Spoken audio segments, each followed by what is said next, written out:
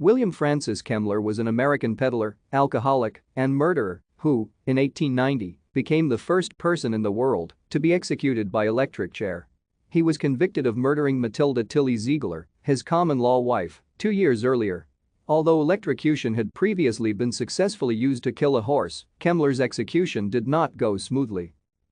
William Kemmler was born in Philadelphia, Pennsylvania in 1860. Both of his parents were immigrants from Germany, and both were alcoholics. After dropping out of school at age 10, unable to read or write, Kemmler worked in his father's butcher shop. Kemmler's father died from an infection he received after a drunken brawl, and his mother from complications of alcoholism. In the late 1870s, Kemmler was reportedly slender, with dark brown hair. He spoke both English and German. After his parents' deaths, he went into the peddling business and earned enough money to buy a horse and cart. At this point, however, he was also becoming a heavy drinker. Thank you for watching. Like and subscribe if you would like to view more of our videos.